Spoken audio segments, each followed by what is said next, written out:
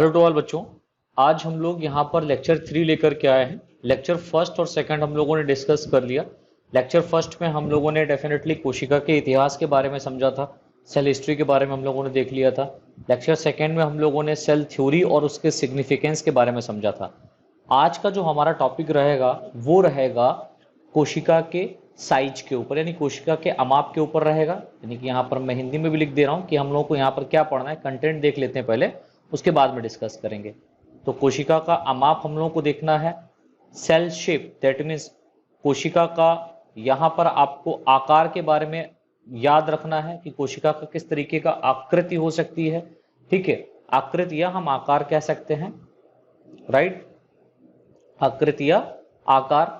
कोशिका number, that means cell number, कहने का मतलब कोशिका संख्या। संख्या में कितनी हो सकती है, कोशिकाओं की कितनी संख्या हो सकती है, इसके आधार पर हम यहाँ पर देखेंगे कि क्या बात खास बात है। ठीक है, यानी कि यहाँ पर जो कंटेंट हम लोग देख रहे हैं ये काफी इंपॉर्टेंट है। ये ऐसा नहीं है कि ये खाली पढ़ा रहे हैं बेटा, इस पर क्वेश्चन पुट अप होते हैं। यानी कि आप समझिए, आप अगर बीएससी फर्स्ट ईयर में हैं और आप किसी भी यूनिवर्सिटी से हैं, मान लीजिए आप कानपुर यूनिवर्सिटी से हैं, तो कानपुर यूनिवर्सिटी में क्या होता है कि वहां पर पहला पेपर शायद ऑब्जेक्टिव होता है और दूसरा और तीसरा रिटेन होता है। या किसी यूनिवर्सिटी में क्या होता है कि पहला पेपर रिटेन हो जाता है और बाकी के 2 पेपर ऑब्जेक्टिव कर दिए जाते हैं, और कहीं कहीं पर सारे के सारे पेपर ऑब्जेक्टिव होते हैं। तो हमारी इस क्लास में आपको पता है, जैसा कि मैंने आपको बता के रखा हुआ है कि यहाँ पर हम लोग सब कुछ डिटेल में पढ़ेंगे, कोशिका के बारे में हम लोग डिटेल में पढ़ेंगे। तो आपके ऑब्जेक्टिव में जितने भी क्वेश्चन यहाँ पर पुटअप हो सकते हैं, जो बन सकते हैं, वो आपके हाथ से नहीं निकलेंगे। ठीक है, तो बस थोड़ा सा धैर्य पूर्वक हमारा साथ बनाए रखिए और अच्छे से नोट क्रिएट करते चलिए, सब कुछ आपको समझ में आएगा। और अभी हम लोग सब कुछ डिस्कस करेंगे डिटेल में। फिर यहाँ पर हम लोग देखेंगे टाइप ऑफ सेल, यानी कि कोशिका के प्रकार, कोशिका के प्रकार के बारे में हम लोग यहाँ पर डिस्कस करेंगे। ठीक है, टाइप ऑफ सेल। तो पहला जो कंटेंट हम लोग यहाँ पर डिस्कस करेंगे, पहला टॉपिक जो डिस्कस करेंगे वो है कोशिका की आमाप। तो यहाँ पर आप डाल सकते हैं, हेडिंग डाल दीजिए, कोशिका अमाप। बहुत इंपॉर्टेंट है। सेल साइज वेरी करता है उसके लेवल पर, यानी कि वो कितने, और हम ये यहाँ पर एक्चुअल में नहीं बता सकते हैं कि सेल का साइज कितना है। यहाँ पर मैं आपको एक टर्म ये बता दे रहा हूं कि कुछ माइक्रोमीटर से लेकर के, कुछ माइक्रोमीटर से लेकर के वो कई मीटर तक की हो सकती है सेल। ठीक है, यानी सेल का जो साइज है वो कुछ माइक्रोमीटर से लेकर के कई मीटर तक हो सकती है। लेकिन यहाँ पर एक एवरेज हम लोगों ने निकाला है, वो कहा गया है कि 0.1 माइक्रोमीटर से लेकर के 20 माइक्रोमीटर साइज वाली तक हो सकती है। लेकिन बेटा 20 माइक्रोमीटर साइज तक नहीं होती है। जैसे कि अगर आप लोग ऑस्ट्रिच एग की बात करें तो वो एक एग ही मतलब सेल ही तो है, तो उसका साइज जो होता है वो इंचेस में आ जाता है। अगर हम लोग कुछ और भी सेल की बात करें, जैसे मीटर की अगर हम लोग बात करें तो मीटर में भी सेल पाई जाती हैं। ठीक है, मीटर में भी हो सकती है सेल। जैसे कि अगर हम लोग ह्यूमन नर्व सेल की बात करें तो ह्यूमन नर्व सेल्स 90 सेंटीमीटर से लेकर के 1 मीटर तक हो सकती है। अभी मैं यहां पर लिखा दूंगा तो आपको बिल्कुल समझ में आ जाएगा। तो फिलहाल इसके अंतर्गत लिख लीजिए, कोशिका हम आप में लिखें, कोशिका का size varies greatly. Varies greatly कहने का मतलब होता है बहुत भिन्न। ठीक है, कोशिका का साइज वेरीज ग्रेटली होता है, बहुत भिन्न होता है। अर्थात यह हम यहां पर ले सकते हैं एवरेज, जो 0.1 माइक्रोमीटर से लेकर 0.1 माइक्रोमीटर से लेकर 20 माइक्रोमीटर तक, या 20 माइक्रोमीटर साइज वाली, 20 माइक्रोमीटर साइज वाली हो सकती है। 20 माइक्रोमीटर साइज वाली हो सकती है। यानी कि यहां पर हमने एक एवरेज निकाल लिया कि 0.1 माइक्रोमीटर से लेकर के 20 माइक्रोमीटर तक सेल का साइज होता है। ये ओवरव्यू है, मतलब हम ये कह सकते हैं कि अधिकतर जो सेल्स हमको देखने को मिलेंगे ऑर्गेनिज्म के अंदर वो 0.1 माइक्रोमीटर से लेकर के 20 माइक्रोमीटर तक होती हैं। अब इसके अलावा भी कुछ साइज की सेल्स होती हैं, वो मैं लिखा दूंगा यहाँ पर। फॉर एग्जाम्पल हम लोग एग्जाम्पल बतौर समझ लेते हैं। जैसे कि आपको यहाँ पर याद क्या रखना है, याद रखना है स्मॉलेस्ट सेल, यानी सबसे छोटी सेल कौन सी होती है ना। ये क्वेश्चन आपका ऑब्जेक्टिव में आ सकता है। तो स्मॉलेस्ट सेल की अगर अपन लोग बात करेंगे तो स्मॉलेस्ट सेल बोली जाती है माइकोप्लाज्मा को, ठीक है, माइकोप्लाज्मा, और इसका फुल नेम जो है वो है माइकोप्लाज्मा गैलीसेप्टिकम, माइकोप्लाज्मा गैलीसेप्टिकम, ये इसका स्पेसिफिक नेम है और ये इसका जीनस का नाम है, ठीक है। इसका साइज की बात करें तो 0.1 माइक्रोमीटर होता है, यानी सबसे छोटी जो सेल होगी वो 0.1 माइक्रोमीटर की कैरी करी गई है, और वो कौन सी है, माइकोप्लाज्मा गैलीसेप्टिकम। इसको हम लोग कॉमन भाषा में क्या कहते हैं ये भी याद रखिएगा, तो इसको हम लोग कॉमन नेम जो दिया गया है वो है पीपीएलओ सेल, पीपीएलओ, ठीक है, पीपीएलओ। पीपीएलओ मीन्स होता है, पीपीएलओ का मतलब क्या है, तो ये प्लूरो निमोनिया लाइक, इसका फुल फॉर्म है प्लूरो निमोनिया लाइक ऑर्गेनिज्म। याद रखिएगा, इस बात को दिमाग में बिठा लीजिए, आज के बाद भूलिएगा मत कि प्लूरो निमोनिया लाइक ऑर्गेनिज्म यानी कि पीपीएलओ सेल जो है, यानी कि पीपीएलओ सेल किसको बोलते हैं, माइकोप्लाज्मा को ही बोलते हैं। तो माइकोप्लाज्मा गैलीसेप्टिकम का जो साइज है वो 0.1 माइक्रोमीटर है। लेकिन आपको मैं एक खास बात यहां पर बता दूं, क्या खास बात, कि एनसीईआरटी जो है हमारी, हम लोगों ने डेफिनेटली 12th पास आउट किया हुआ है, तो एनसीईआरटी के अंदर जो माइकोप्लाज्मा का साइज लिखा हुआ है वो 0.3 माइक्रोमीटर के आसपास दिया गया है, ठीक है। तो डेफिनेटली हम लोग एनसीईआरटी को ही फॉलो करते हैं, लेकिन जो माइकोप्लाज्मा गैलीसेप्टिकम है, जो स्पीसीज कौन सी है, गैलीसेप्टिकम, एक्चुअल में इसका जो साइज है वो 0.1 माइक्रोमीटर है। मैं ये नहीं कह रहा कि एनसीईआरटी गलत है, मैं ये कह रहा हूं कि माइकोप्लाज्मा गैलीसेप्टिकम जो है उसका 0.1 माइक्रोमीटर साइज है, और एनसीईआरटी में सबसे छोटी स्मॉलेस्ट सेल का जो नाम दिया गया है वो 0.3 माइक्रोमीटर के आसपास दिया गया है, वो यही है, माइकोप्लाज्मा ही इंक्लूड नहीं किया गया है। तो सबसे छोटी जो सेल हो सकती है वो कितनी हो सकती है, 0.1 माइक्रोमीटर की हो सकती है, इस बात को याद रखिएगा, ठीक है। देन स्मॉलेस्ट सेल हो गई, इसके बाद में बैक्टीरियल सेल की बात करें अगर हम लोग, है ना, जीवाणु कोशिका, बैक्टीरियल सेल, तो इसका कितना साइज होता है ये भी वेरी करता है, ये भी खास बात है। तो भाई बैक्टीरियल सेल का जो साइज होता है वो 3 to 5 माइक्रोमीटर, यानी 3 से लेकर के 5 माइक्रोमीटर तक का होता है। यानी जीवाणु कोशिका की अगर अपन लोग बात करें तो जीवाणु कोशिका का जो साइज होगा वो 0.3 to 0.5 माइक्रोमीटर तक होता है। अगर हम लोग यहां पर ह्यूमन आरबीसी की बात करें, मनुष्य की रेड ब्लड सेल्स की बात करें, ठीक है, ह्यूमन की आरबीसी की बात करें, तो ह्यूमन की आरबीसी का जो साइज होता है, डेफिनेटली एक सेल ही है आरबीसी, रेड ब्लड सेल्स है ना, या कार्प सेल्स, तो वो 7 to 8 माइक्रोमीटर, यानी 7 से लेकर के 8 माइक्रोमीटर तक हो सकता है। यानी कि जो आरबीसी का साइज है वो कितना वेरी किया गया है, कैलकुलेट किया गया है 0.7 से लेकर के 8 माइक्रोमीटर, यानी 0.7 इसलिए लिख दे रहे कि यहां पर कोई डिजिट बढ़ाने का आपको आवश्यकता नहीं पड़ेगा, तो हम ये कह सकते हैं 7 to 8 माइक्रोमीटर तक ह्यूमन आरबीसी का क्या होता है, साइज होता है। अगर हम लोग स्मॉलेस्ट सेल की बात करें, अगर लार्जेस्ट सेल की बात करें, तो बेटा ये आप याद रखिएगा, बहुत इंपॉर्टेंट है, ठीक है। अगर हम लोग लार्जेस्ट सेल की बात करते हैं तो लार्जेस्ट सेल यानी सबसे बड़ी कोशिका, तो वो मानी जाती है ऑस्ट्रिच एग को।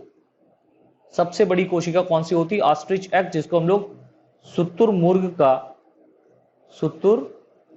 का अंडा कहते हैं। तो शुतुरमुर्ग तो सभी लोगों ने देखा होगा, नहीं देखा गूगल बाबा से पूछो, बता देगा। तो इसमें जो ऑस्ट्रिच एग का जो साइज है वो 6 इंच तक होता है।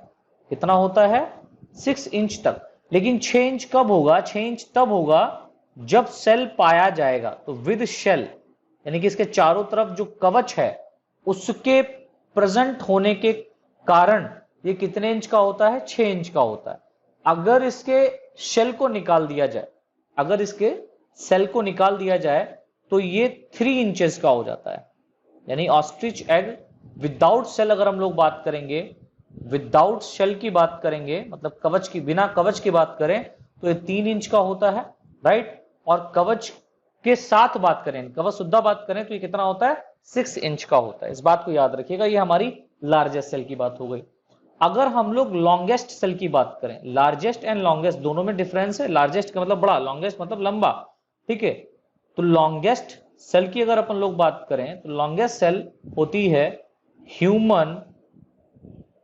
ह्यूमन नर्व सेल, यानी कि हमारी जो नर्व सेल होती है, मनुष्य की जो नर्व सेल होती है, ये सबसे लंबी होती है पूरे एनिमल किंगडम में। और इसके साइज की अगर बात करें तो इसका साइज होता है 90 सेंटीमीटर से लेकर के 1 मीटर तक, 1 मीटर तक। यानी ये वेरी करता है डिफरेंट ऑर्गेनिज्म में। मतलब डिफरेंट ऑर्गेनिज्म कहने का मतलब ये नहीं है कि अलग अलग कोई दूसरा ऑर्गेनिज्म, मतलब हम ये कह सकते हैं ह्यूमन बींग्स में ही कुछ ऐसे ह्यूमन होते हैं जिनका हाइट बहुत ज्यादा होता है, ठीक है, अपने द ग्रेट खली को ही देख लो, और कुछ ऐसे होते हैं जिनका हाइट बहुत छोटा होता है। तो ये वेरी करता है। तो 90 सेंटीमीटर से लेकर के 1 मीटर तक ये माना गया है कि लॉन्गेस्ट सेल रहेगा, यानी ह्यूमन नर्व सेल का जो साइज हो सकता है वो 90 सेंटीमीटर से लेकर के 1 मीटर तक हो सकता है। इस बात को याद रखिएगा, ठीक है। अच्छा, इसके अलावा भी कुछ खास बात आपको याद रखनी है, जैसे कि अगर हम लोग कुछ एल्गी की बात करें, जैसे यूनिसेलुलर ग्रीन एल्गी की बात करें। सर आप तो जूलॉजी पढ़ा रहे हो, तो प्लांट्स क्यों ले आए? अरे भैया लाना पड़ गया, क्योंकि साइज की बात हो रही है ना। तो यूनिसेलुलर ग्रीन एल्गी की अगर अपन लोग बात करें, और यूनिसेलुलर ग्रीन एल्गी जो है, इसमें एसिटाबुलेरिया की बात करें, एसिटाबुलेरिया, तो जो एसिटाबुलेरिया है इसका साइज जो लिया गया है सेल का वो 10 सेंटीमीटर है, 10 सेंटीमीटर तक पाया जाता है। अगर हम लोग एक और एल्गी, यूनिसेलुलर एल्गी की बात करें जिसका नाम है कॉलेरिया, ठीक है, कलेरिया ये क्या है? ये एक यूनिसेलुलर एल्गी है। ये कैसा है? यूनिसेलुलर एल्गी है, जिसका साइज जो यहां पर दिया गया है वो लिया गया है अप टू 1 मीटर। याद रखिएगा, अप टू 1 मीटर, यानी 1 मीटर एक ऐसा यूनिसेलुलर एल्गी है जिसकी 1 मीटर साइज है सेल की, जिसका नाम है कॉलेरिया। और एक यूनिसेलुलर ऐसा एल्गी, ग्रीन एल्गी है, जिसका नाम है एसिटाबुलेरिया, जिसका साइज है सेल का कितना? 10 सेंटीमीटर, ठीक है। तो ये कुछ एल्गी के बारे में भी आप याद रखिएगा। तो ये बात हो गई हमारे कोशिका के साइज की, समझ में आया बच्चों? अब अगर अपन लोग कोशिका के शेप की बात करें, कोशिका की आकृति की बात करें, तो वो कैसी हो सकती है? तो सेकंड जो हमारा हेडिंग रहेगा वो रहेगा कोशिका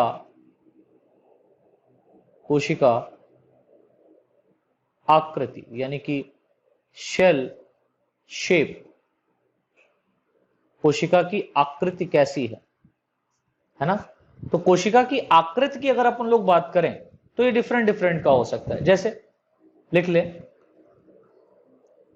भिन्न भिन्न ऑर्गेनिज्म में, यानी जीवों में, भिन्न भिन्न जीवों में कोशिका का आकार यानी सेल शेप डिफरेंट होता है, भिन्न भिन्न होता है, डिफरेंट होता है। यानी कि जो अलग अलग ऑर्गेनिज्म पाए जा रहे हैं उनके अंदर कोशिका का जो आकार है या आकृति है वो अलग अलग हो सकता है, ठीक है। जैसे फॉर एग्जांपल अगर अपन लोग बात करें, जैसे कैसा हो सकता है?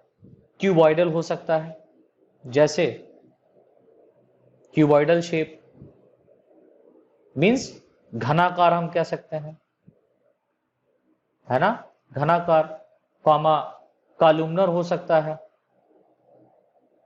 कॉलुमनर, स्तंभाकार, डिस्क शेप का हो सकता है, डिस्क शेप मींस डिस्क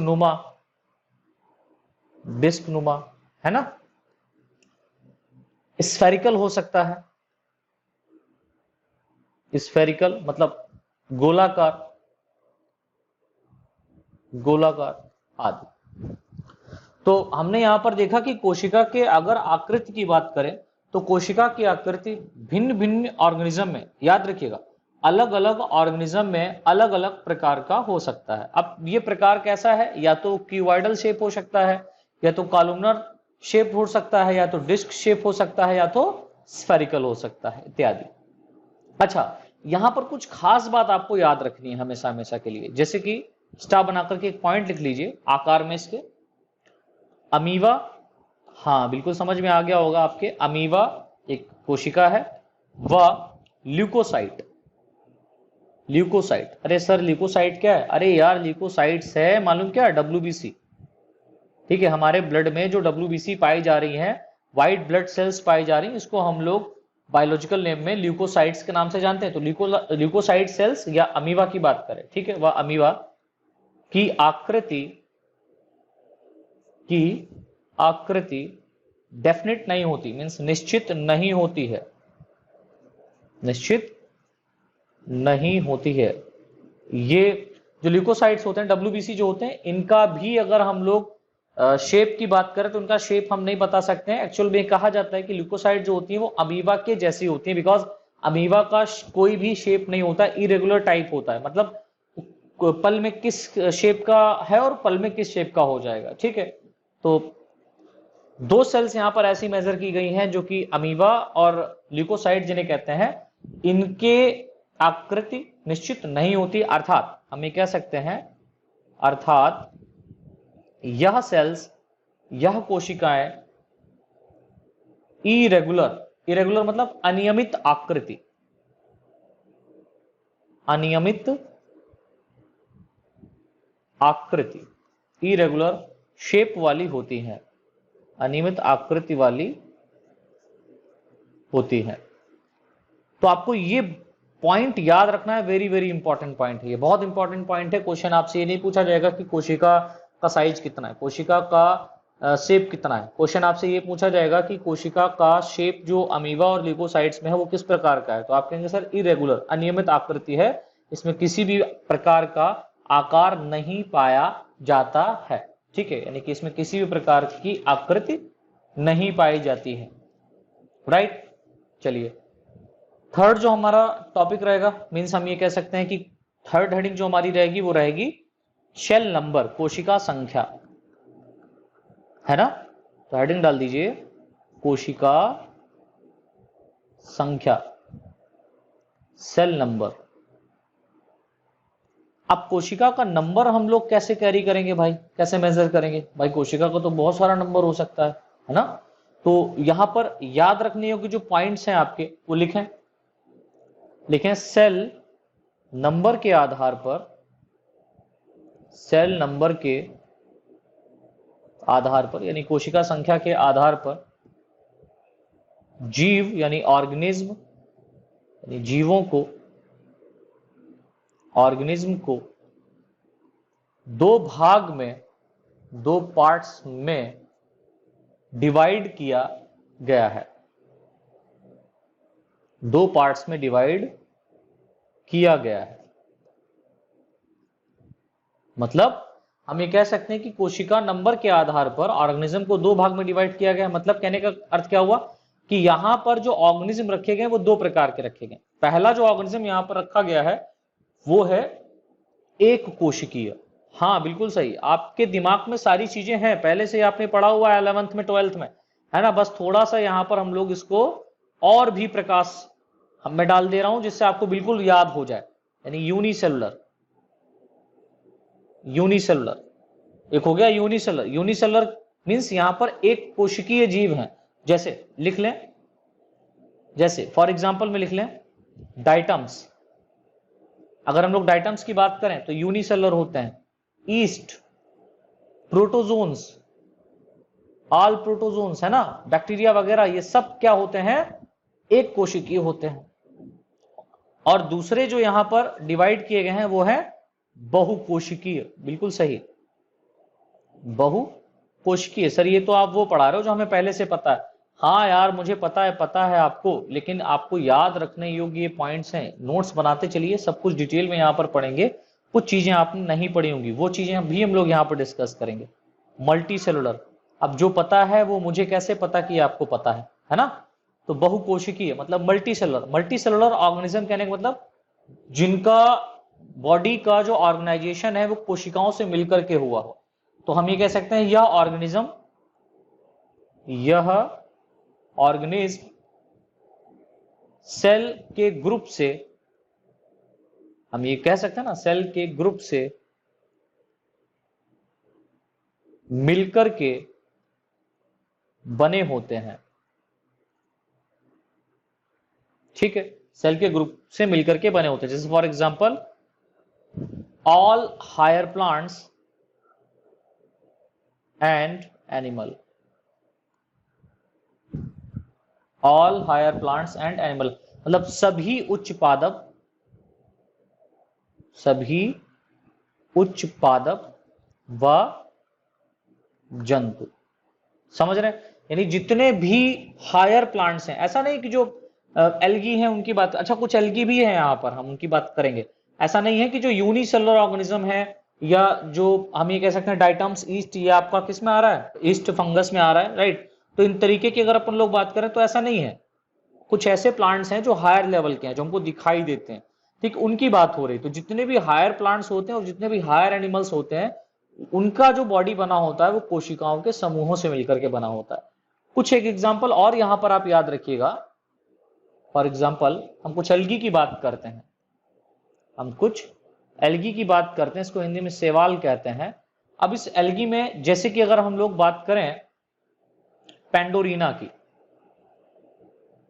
पेंडोरिना ये एक एल्गी है, तो इसका जो सेल का नंबर होगा यहां पर, यानी जो सेल पाई जाएंगी, हम ये कह सकते हैं ये कॉलोनियल फॉर्म में पाया जाने वाला एल्गी है। तो जो कॉलोनी इसकी होगी पेंडोरिना की, वो 8 कोश की हो सकती है, 16 कोश की हो सकती है, या 32 कोश की हो सकती है। तो इसके कॉलोनी में 8, 16, 32 सेल्स क्या रहती हैं? प्रेजेंट रहती हैं, और ये मिलकर के कॉलोनी बना देती है पेंडोरिना की। ठीक है, इसी प्रकार एक और यहां पर पाया जा रहा है जिसका नाम है यूडोरिना। यूडोरिना, इसके कॉलोनी में अगर आप देखें तो 16 से 32, 32 से 64 सेल्स प्रेजेंट रहती हैं। ठीक है, यानी इसकी एक कॉलोनी में 16 सेल का एक कॉलोनी बन सकता है, या तो 32 सेल का कॉलोनी हो सकता है, या तो 64 सेल का कॉलोनी हो सकता है। यानी 64 सेल्स आपस में मिलकर के यहां पर रह रही। तो मैंने बताया कि पेंडोरिना और यूडोरिना ये दोनों क्या है? बोथ आर, याद रखिएगा, both are colonial algae, colonial algae, यानी कि ये दोनों कॉलोनी में रहने वाले शैवाल होते हैं। ठीक है, अच्छा इसके अलावा आपको एक बात और याद रखनी है, जैसे अगर हम लोग ह्यूमन बींग्स की बात करें तो एक क्वेश्चन ये पुटअप होता है, सर ह्यूमन बींग्स के बॉडी में कितनी सेल्स पाई जाती हैं? अरे सर ये तो हम बता ही नहीं सकते हैं ह्यूमन बींग्स की बॉडी में कितनी सेल्स पाई जाती हैं।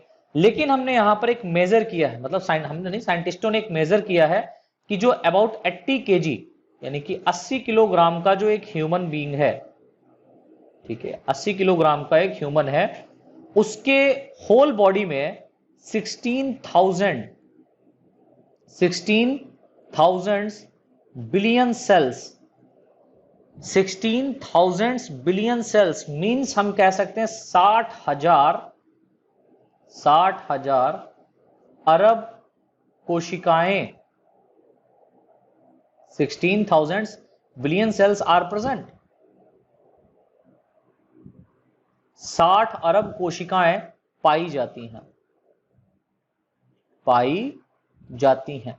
इस बात को याद रखिएगा, यानी कि एक 80 किलोग्राम के ऑर्गेनिज्म, यानी ह्यूमन जो बीइंग है, ह्यूमन है, मनुष्य है, इसके शरीर के अंदर 60,000 अरब कोशिकाएं पाई जाती हैं। और अगर हम लोग वर्ल्ड पॉपुलेशन की बात करें, पूरे वर्ल्ड के पॉपुलेशन की बात करें, तो कितना है? 7 बिलियन है ना, 7 बिलियन यानी 7 अरब है। तो 7 अरब तो हमारा वर्ल्ड का पॉपुलेशन है। लेकिन अगर हम लोग अपने बॉडी की बात करें, अगर आप 80 किलो के हैं, तो आपके बॉडी के अंदर यह अनुमानित किया गया है कि 60,000 अरब कोशिकाएं, 16,000 बिलियन सेल्स जो है ना हमारे बॉडी के अंदर पाई जा रही है 80 kg के ह्यूमन बींग्स में। तो यहां तक सभी को आपको समझ में आया? ठीक है, यानी कोशिका का साइज हम लोगों ने देख लिया, कोशिका का शेप देख लिया और कोशिका का नंबर हम लोगों ने देख लिया। अब बारी हमारी है कोशिका के प्रकार की, ये बहुत इंपॉर्टेंट है, तो हेडिंग डाल दीजिए कोशिका प्रकार। फोर्थ होगी कोशिका प्रकार यानी सेल टाइप। अब देखिए कोशिका के प्रकार की बात करें तो कोशिका मुख्यतः दो प्रकार की होती हैं। सेल मेनली दो टाइप की होती हैं, लेकिन यहां पर मैं आपको एक और टाइप की सेल बताऊंगा जो कि काफी इंपॉर्टेंट है, जिसको हम लोग देखिए दो टाइप की जो सेल्स हैं वो प्रोकैरियोटिक यूकैरियोटिक आपको पता है, सभी लोगों ने 11th क्लास से पढ़ा हुआ है। लेकिन एक और प्रकार की सेल्स है जिसका जिक्र बहुत कम किया गया है, कुछ ही बुक्स में मिलता है, जिसका नाम है मीजोकैरियोटिक सेल। क्या नाम है बेटा? मीजोकैरियोटिक सेल। मीजोकैरियोटिक सेल एक ऐसी कोशिका होती है जिसमें प्रोकैरियोटिक और यूकैरियोटिक दोनों के कैरेक्टर पाए जाते हैं, और हम ये कह सकते हैं कि मीजोकैरियोटिक सेल जो होती है वो कनेक्टिंग लिंक बिटवीन प्रोकैरियोटिक और यूकैरियोटिक। कनेक्टिंग लिंक किसे कहा जाता है? कनेक्टिंग लिंक कहने का मतलब होता है कि जब ऐसा एक ऑर्गेनिज्म जो किसी दो ऑर्गेनिज्म के कैरेक्टर को अपने अंदर शो करता है, मतलब एक ऐसा ऑर्गेनिज्म जो किसी दो ऑर्गेनिज्म के कैरेक्टर को अपने बॉडी के अंदर शो करता है। मैं आपको एक बढ़िया से एग्जांपल देता हूं, जैसे कि ह्यूमन बींग्स की मैं बात करूं तो ज्यादा समझ में आएगा। ह्यूमन बींग्स में आपने देखा कि एक जो ह्यूमन है वो मेल होता है, दूसरा ह्यूमन फीमेल होता है। तो हमको ये पता है कि ह्यूमन बींग्स में एक मेल होता है और एक फीमेल होता है, लेकिन आपने देखा है कि आज उनको मान्यता प्राप्त हो गई है हमारे समाज में, जिनको हम लोग किन्नर कहते हैं या थर्ड जेंडर, हम थर्ड जेंडर के नाम से जानते हैं। तो थर्ड जेंडर के अंदर आपने देखा होगा मेल और फीमेल दोनों के कैरेक्टर शो हो रहे हैं, मेल और फीमेल दोनों की कैरेक्टर शो हो रहे हैं। तो हम थर्ड जेंडर को ये कह सकते हैं कि भैया ये फर्स्ट और सेकंड जेंडर को जोड़ता है, यानी कि दोनों के कैरेक्टर उसके अंदर पाए जा रहे हैं। जैसे कि आप छोटा सा एग्जांपल समझे, हम लोगों ने कनेक्टिंग लिंक बिटवीन, अगर हम लोग लिंक बिटवीन करें किसका, प्लांट और एनिमल सेल का, तो हम लोगों के सामने एक ऑर्गेनिज्म निकल के आता है जिसका नाम है यूग्लिना। ठीक है, अगर हम लोग नॉन लिविंग और लिविंग के बीच की बात करें तो नॉन लिविंग और लिविंग को जोड़ने का जो लिंक है वो है वायरस, यानी वायरस के अंदर लिविंग कैरेक्टर्स भी पाए जाते हैं जब वो बॉडी के अंदर होता है, और नॉन लिविंग कैरेक्टर्स भी दिखाई देते हैं जब वो बॉडी के बाहर होता है। तो ये लिंक होता है। इसी प्रकार कोशिका के प्रकार में भी अगर हमने देखें तो यहां पर दो प्रकार की कोशिकाएं अभी तक हम लोगों ने पढ़ी थी, लेकिन अब एक तीसरे प्रकार की कोशिका है जिसका नाम है मीजोकैरियोटिक सेल। ठीक है, जो कि प्रोकैरियोटिक और यूकैरियोटिक कोशिका को जोड़ती है। तो फिलहाल लिख लीजिए इसके अंतर्गत कोशिका मुख्यतः मेनली दो प्रकार की होती है। मतलब अगर क्वेश्चन आपसे पूछा जाए ऑब्जेक्टिव में तो वो दो प्रकार की होती है। ठीक है, क्योंकि अभी तक इसको पास आउट नहीं किया गया, टू टाइप की होती है, दो प्रकार की होती है। लेकिन हम लोगों को एक्स्ट्रा नॉलेज आना चाहिए ना, जैसे नंबर एक प्रोकैरियोटिक सेल, नंबर एक प्रोकैरियोटिक सेल, और नंबर दो यूकैरियोटिक सेल, यानी प्रोकैरियोटिक कोशिका और यूकैरियोटिक कोशिका। प्रोकैरियोटिक कोशिका और यूकैरियोटिक कोशिका। समझ में आया? तो प्रोकैरियोटिक कोशिका की बात करें और यूकैरियोटिक कोशिका की बात करें तो दो प्रकार की हो गई, लेकिन एक तीसरे प्रकार की भी कोशिका पाई जाती है जिसको हम लोग बोलते हैं मीजोकैरियोटिक सेल। मीजोकैरियोटिक सेल यानी मीजोकैरियोटिक कोशिका।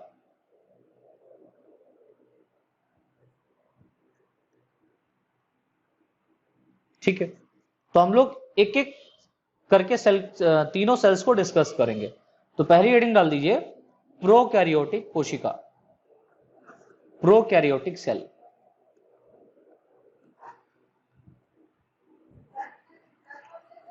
प्रोकैरियोटिक सेल, प्रोकैरियोटिक सेल क्या कहता है, लिखें इसके अंतर्गत। देखिए प्रोकैरियोटिक सेल कहने का मतलब समझिए, मतलब देखिए यहां पर प्रो का मीनिंग हो गया प्रिमिटिव से। किससे हो गया बेटा? प्रिमिटिव से। और कैरियोटिक का यहां पर जो मीनिंग लिया गया है वो लिया गया कैरियन से, कैरियन। और कैरियन का मतलब होता है न्यूक्लियस। क्या होता है बेटा? न्यूक्लियस। यानी कि कैरियन मीनिंग होता है न्यूक्लियस, और कैरियन से बना है कैरियोटिक, और प्रो से बना हुआ है प्रिमिटिव। यानी प्रिमिटिव को अगर हिंदी में हम लोग कहें तो उसको कहते हैं आद्य प्रकार, आद्य, ठीक है। और न्यूक्लियस को अगर हम कहें तो केंद्रक। तो हम ये कह सकते हैं ऐसी कोशिका जिसमें आद्य प्रकार का केंद्रक पाया जाए, या primitive nucleus present, primitive nucleus present. अगर प्रिमिटिव न्यूक्लियस प्रेजेंट होगा तो ऐसी कोशिका को हम लोग क्या बोलेंगे, प्रोकैरियोटिक कोशिका कहेंगे। अब आप कहेंगे सर प्रिमिटिव न्यूक्लियस क्या होता है, आद्य प्रकार का न्यूक्लियस क्या होता है ना? तो उसके बारे में लिख लीजिए फटाफट, लिखें। ऐसी कोशिका जिसमें न्यूक्लियस के चारों ओर, जल्दी लिखें, ऐसी कोशिका जिसमें न्यूक्लियस के चारों ओर न्यूक्लियर मेम्ब्रेन, इसको हिंदी में कहते हैं बेटा केंद्रक झिल्ली। आप लोगों ने कोशिका पढ़ी है 11th क्लास में, ठीक है। केंद्रक झिल्ली एब्सेंट होती है, यानी अनुपस्थित होती है, उन्हें प्रोकैरियोटिक सेल कहते हैं, उन्हें प्रोकैरियोटिक सेल कहते हैं। ध्यान से लिख लें, ये इंपॉर्टेंट पॉइंट है, इसको याद रखिएगा। इन कोशिकाओं में, इन सेल में डीएनए नेकेड, अर्थात हम ये कह सकते हैं डीएनए नेकेड, अर्थात इसमें हिस्टोन प्रोटीन एब्सेंट होता है। ऐसा डीएनए जिसमें हिस्टोन प्रोटीन नहीं पाया जाता है उसको नेकेड डीएनए कहा जाता है। मींस हिस्टोन प्रोटीन के साथ में डीएनए क्या रहता है, बाइंड रहता है, ठीक है, एकत्रित रहता है, जुड़ा रहता है, जिसके कारण ये नेकेड डीएनए नहीं कहलाता। लेकिन अगर हिस्टोन प्रोटीन नहीं पाया जा रहा है तो उसको हम लोग नेकेड डीएनए कहेंगे, ठीक है। तथा इस प्रकार देख लीजिए, तथा इस प्रकार के न्यूक्लियस मींस केंद्रक को, इस प्रकार के न्यूक्लियस को इंसिपिएंट न्यूक्लियस, इस प्रकार के केंद्रक को इंसिपिएंट न्यूक्लियस कहते हैं। इस बात को याद रखिएगा। फॉर एग्जाम्पल, अगर एग्जाम्पल की बात करें तो हम बात करेंगे यहां पर bacterial cell are prokaryotic cell, ठीक है। इसको प्रोकैरियोटिक, जीवाणु कोशिका जो है प्रोकैरियोटिक है, कॉमा BGA मतलब फुल फॉर्म है ब्लू ग्रीन एल्गी। हाँ, ब्लू ग्रीन एल्गी ये क्या है, एक प्रकार का प्रोकैरियोटिक सेल है, जिसको हम लोग नील हरित शैवाल के नाम से जानते हैं, ठीक है। तथा PPLO cell means mycoplasma smallest cell size, ठीक है। माइकोप्लाज्मा या smallest cell of the world, सबसे छोटी सेल पूरे वर्ल्ड में जो पाई जा रही है वो कौन है, माइकोप्लाज्मा है। PPLO सेल है जिसका साइज मैंने कितना बताया था, 0.1 माइक्रोमीटर, और एनसीईआरटी क्या कहती है, 0.3 माइक्रोमीटर। खैर दोनों बातें सही हैं, एनसीईआरटी भी ठीक है और मैंने जो बताया वो तो बिल्कुल 100% ठीक है। चलिए सेकंड जो सेल हमारी है वो है यूकैरियोटिक कोशिका, यूकैरियोटिक सेल। देखिए यहां पर यूकैरियोटिक सेल का मीनिंग क्या हुआ, तो यू का मीनिंग होता है ट्रू से, मतलब सत्य प्रकार। यू का मीनिंग क्या हो गया, ट्रू मीन्स सत्य। और आपको पता है कैरियो का मतलब क्या होता है, कैरियोटिक मतलब कैरियन से लिया गया है, किससे लिया गया है, कैरियन से लिया गया, और कैरियन का मतलब होता है न्यूक्लियस। और न्यूक्लियस कहने का हिंदी मीनिंग क्या होता है, केंद्रक। न्यूक्लियस कहने का अर्थ क्या होता है, केंद्रक। यानी कि ऐसी कोशिका जिसके अंदर सत्य सत्य केंद्रक पाया जाता है, ट्रू न्यूक्लियस, ट्रू न्यूक्लियस पाया जाता है बेटा, उसे हम लोग यूकैरियोटिक कोशिका कहते हैं। अब बात आती कि सर जो सत्य प्रकार का केंद्रक है वो कैसा होगा, तो लिखें इसमें, पहले लिख लीजिए वो कैसा होगा, किस प्रकार का होगा। जब हम लोग ultrastructure of eukaryotic cell पढ़ेंगे तब समझ लेंगे। तो उसमें लिखें ऐसी सेल, ऐसी कोशिका जिसमें न्यूक्लियस, ऐसे लिख लें, जिसमें न्यूक्लियस के चारों ओर, जिसमें न्यूक्लियस के चारों ओर न्यूक्लियर मेम्ब्रेन, न्यूक्लियर मेम्ब्रेन केंद्रक झिल्ली, केंद्रक झिल्ली, न्यूक्लियर मेम्ब्रेन पाई जाती है, न्यूक्लियर मेम्ब्रेन पाई जाती है, उसे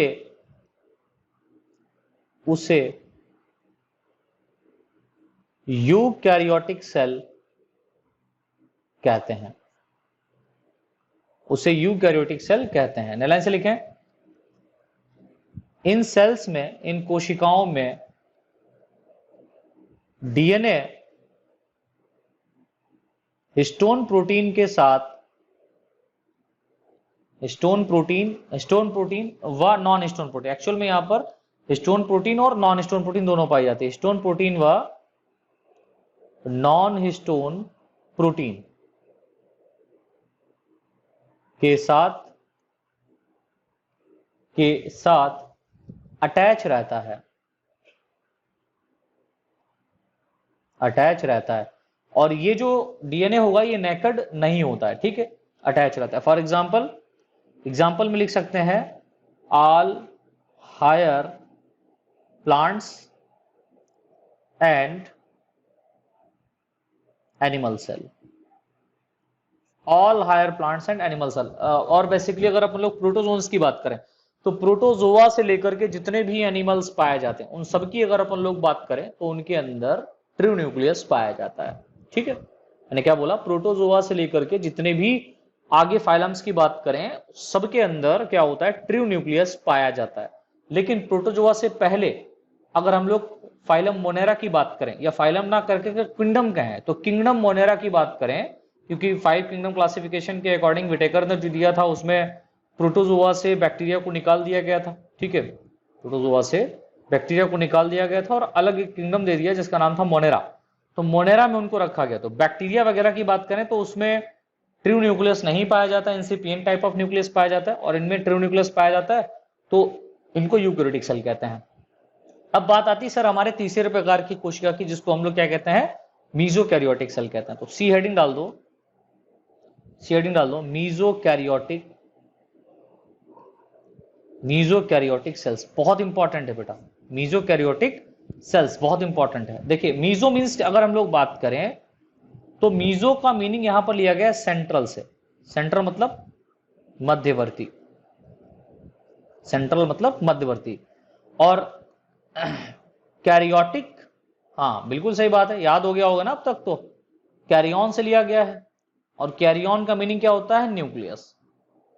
यानी न्यूक्लियस जो है वो सेंट्रल मध्यवर्ती है, मध्यवर्ती हम ये कह सकते हैं, न्यूक्लियस मध्यवर्ती कहने का अर्थ यहां पर ये हुआ कि ऐसी कोशिका जिसमें सत्य प्रकार और असत्य प्रकार दोनों प्रकार के लक्षण पाए जा रहे हैं, मतलब सत्य प्रकार का केंद्रक है लेकिन इसके अंदर जो डीएनए पाया जा रहा है उसमें हिस्टोन प्रोटीन नहीं है, इसीलिए इसको हम लोग कनेक्टिंग लिंक कह सकते हैं। यानी कि मीजोकैरियोटिक सेल के अंदर प्रोकैरियोटिक और यूकैरियोटिक दोनों के लक्षण पाए जाते हैं। तो उसके अंतर्गत लिख लीजिए, फटाफट लिखें,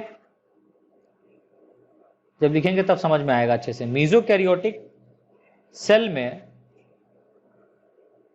कुछ कैरेक्टर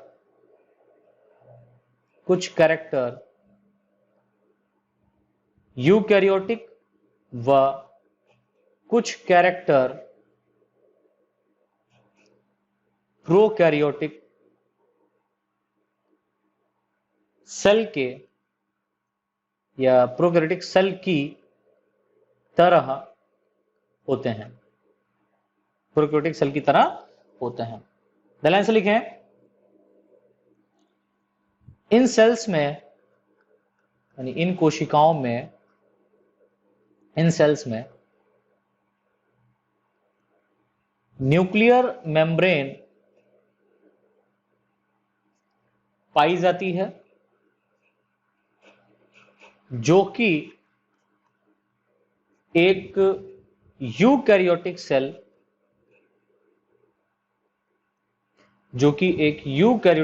का कैरेक्टर मीन्स लक्षण होता है, लेकिन इन सेल्स में यानी इन कोशिकाओं में डीएनए के साथ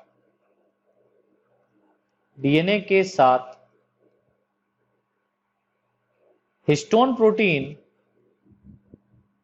प्रोटीन संबंधित नहीं होता है, या हिस्टोन प्रोटीन नहीं पाया जाता है, जिसके कारण इसका डीएनए नग्न होता है, जो कि एक प्रोकैरियोटिक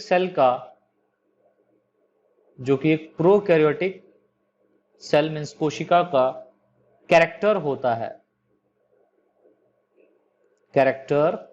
होता है, लक्षण होता है। राइट, नया से लिख लें, जिस कारण मीजोकैरियोटिक कोशिका को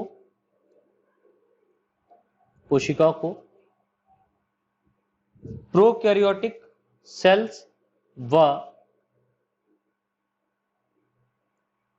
यूकैरियोटिक सेल के बीच की कनेक्टिंग लिंक कह सकते हैं।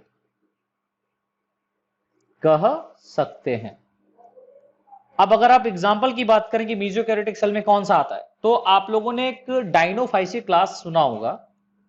एक क्लास है डायनोफाइसी। इस क्लास के अंदर ऑर्गेनिज्म रखा गया है जिसका नाम है डायनोफ्लैजिलेटा या डायनोफ्लैजिलेट्स। ठीक है, तो जो डायनोफ्लैजिलेट है इसके अंदर प्रोकैरियोटिक व यूकैरियोटिक बोथ कैरेक्टर्स प्रेजेंट होते हैं। प्रोकैरियोटिक सेल और यूकैरियोटिक सेल दोनों के लक्षण यहां पर आपको देखने को मिलते हैं। तो इस तरीके से बेटा आज की जो हमारी क्लास है, इस क्लास के अंतर्गत हम लोगों ने कोशिका के अमाप की बात करी यानी साइज की बात करी, आकृति की बात की मीन्स शेप, संख्या की बात की मतलब नंबर हम लोगों ने देख लिया, और हम लोगों ने प्रकार की बात कर ली कि कोशिका कितने प्रकार की होती है। नेक्स्ट क्लास में हम लोग डिस्कस करेंगे difference between prokaryotic and eukaryotic cell, यानी कि प्रोकैरियोटिक और यूकैरियोटिक कोशिका के अंदर क्या डिफरेंट होता है, क्या अंतर होता है, स्पष्ट करने के लिए आपसे पूछा जाता है। ठीक है, और इसको हम लोग नेक्स्ट क्लास में डिस्कस करेंगे, और उसके साथ के साथ हम लोग यहां पर डिफरेंस बिटवीन प्लांट और एनिमल सेल के बारे में देख लेंगे। तो आशा करते हैं आज का लेक्चर आप लोगों को बच्चा समझ में आया होगा। ठीक है, और नेक्स्ट क्लास में मिलते हैं। धन्यवाद।